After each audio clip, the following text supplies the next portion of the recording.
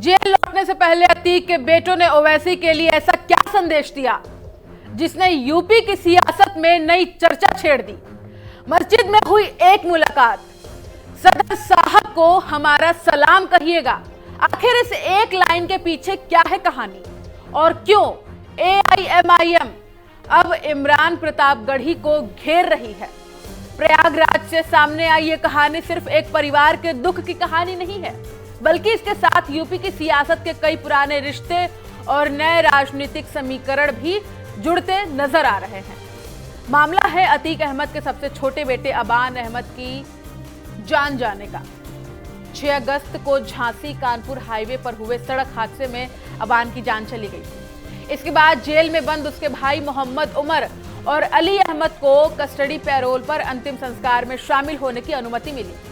दोनों प्रयागराज पहुंचे, भाई को अंतिम विदाई दी और फिर वापस जेल लौट गए। लेकिन जेल जाने से ठीक पहले मस्जिद में हुई एक मुलाकात ने राजनीतिक गलियारों में चर्चा तेज कर दी है।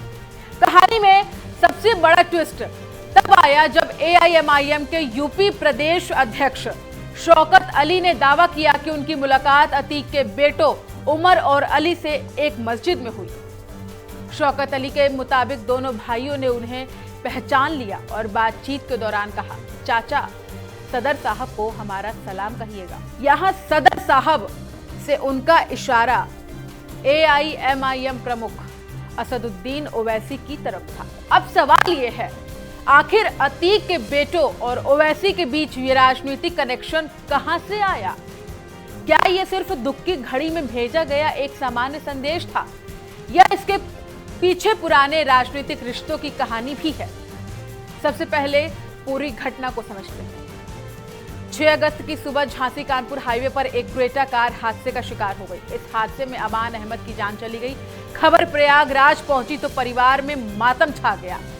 अबान अतीक अहमद के 5 बेटों में सबसे छोटा था।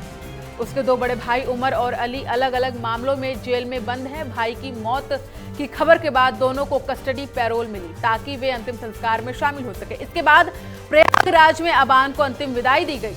अतीक के परिवार के सदस्य, रिश्तेदार और जानने वाले पहुंचे। अबान को उसके पिता अतीक अहमद की कब्र के पास दफनाया गया। इस दौरान सुरक्षा के कड़े इंतजाम भी थे। जेल से आए दोनों भाइयों के आसपास बड़ी संख्या में पुलिसकर्मी मौजूद थे। लेकिन इसी अंतिम यात्रा के दौरान एक तस्वीर सामने आई जिसने लोगों का ध्यान खींचा।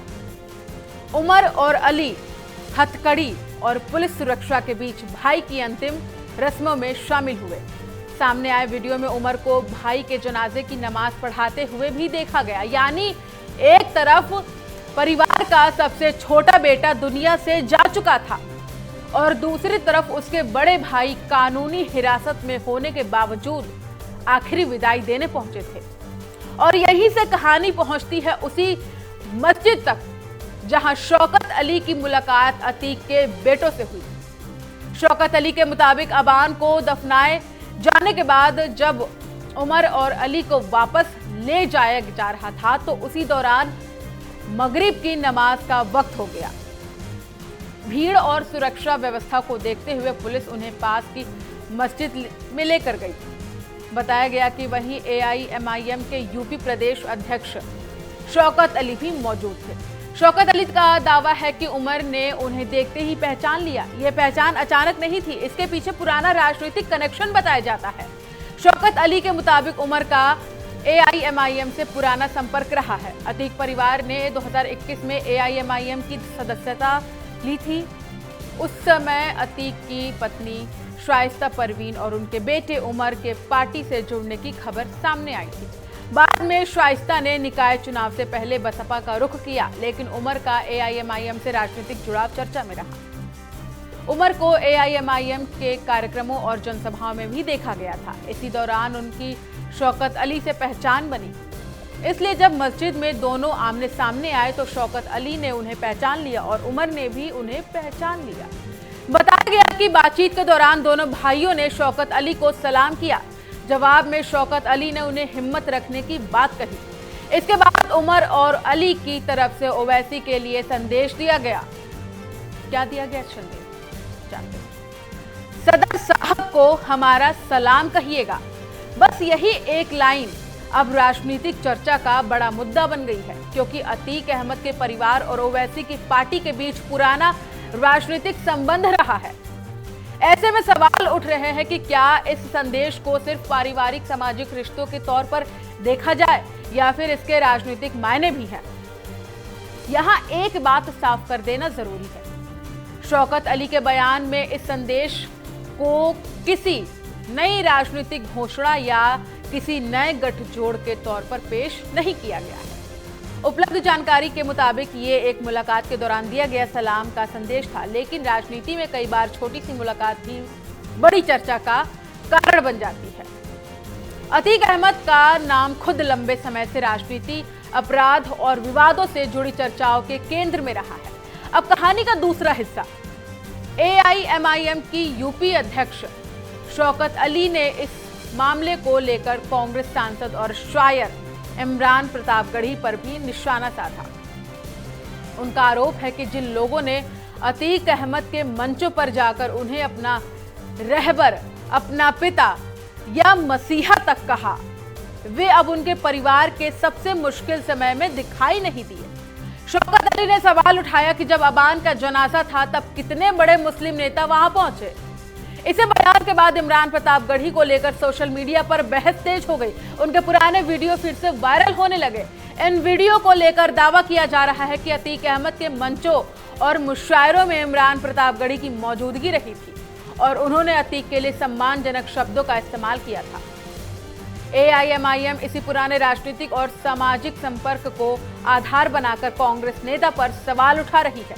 लेकिन यहां भी एक सवाल जरूरी है, क्या किसी पुराने राजनीतिक या सामाजिक संपर्क के आधार पर किसी व्यक्ति से हर परिस्थिति में सार्वजनिक रूप से मौजूद रहने की उम्मीद की जा सकती है, या फिर किसी की गैर मौजूदगी को सीधे राजनीतिक दूरी का संकेत मान लेना जल्दबाजी होगी? यही वो सवाल है जिस पर सोशल मीडिया और राजनीतिक गलियारों में बहस जारी है। एक तरफ हथकड़ी में भाई की नमाज, दूसरी तरफ मस्जिद में ओवैसी के लिए सलाम और फिर इमरान प्रतापगढ़ी पर AIMIM का हमला। क्या अबान की मौत के बाद अतीक परिवार फिर यूपी की राजनीति के केंद्र में आ गया? दरअसल इस पूरी कहानी को सिर्फ एक जनाजे या संदेश के रूप में देखना अधूरा होगा। इसके पीछे यूपी की मुस्लिम राजनीति का एक बड़ा संदर्भ भी है। यूपी में AIMIM लंबे समय से अपनी राजनीतिक जमीन मजबूत करने की कोशिश करती रही। असदुद्दीन ओवैसी की पार्टी अलग अलग चुनावों में मुस्लिम बहुल इलाकों में अपनी मौजूदगी दर्ज कराती रही। दूसरी तरफ समाजवादी पार्टी और कांग्रेस जैसे दल भी मुस्लिम वोट बैंक अपनी पकड़ बनाए रखने की कोशिश करते हैं। ऐसे में अतीक अहमद का परिवार किसी सामान्य राजनीतिक परिवार की तरह नहीं रहा।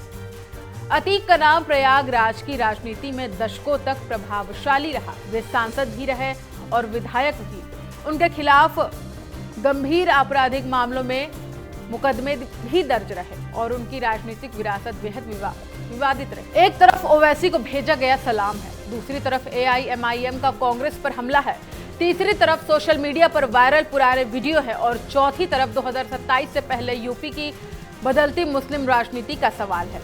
लेकिन सबसे जरूरी बात, अभी इस पूरे घटनाक्रम से किसी नए राजनीतिक गठजोड़ या चुनावी रणनीति का निष्कर्ष निकालना जल्दबाजी होगी। तो फिर एक सलाम, एक मुलाकात और कई सियासी सवाल।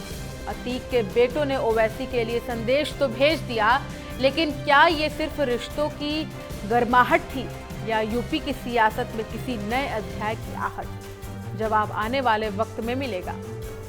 अब तक की जानकारी के मुताबिक उमर और अली कस्टडी पैरोल की अवधि पूरी करने के बाद वापस जेल जा चुके हैं। अबान को उनके पिता अतीक अहमद की कब्र के पास दफनाया गया है। मस्जिद में हुई शौकत अली से मुलाकात और ओवैसी के लिए भेजे गए सलाम का दावा शौकत अली ने सार्वजनिक रूप से किया है। इस पूरे घटनाक्रम में एक बार फिर अतीक परिवार, AIMIM और यूपी की मुस्लिम राजनीति को चर्चा के केंद्र में ला दिया है। आने वाले दिनों में देखना दिलचस्प होगा कि क्या ये संदेश सिर्फ एक दुख की घड़ी में किया गया सम्मानजनक सलाम साबित होता है या फिर इसके राजनीतिक मायने भी सामने आते हैं। फिलहाल इतना तय है, अतीक के बेटे जेल लौट गए हैं, लेकिन उनका सदर साहब को सलाम वाला पैगाम यूपी की सियासत में सवाल छोड़ दिया।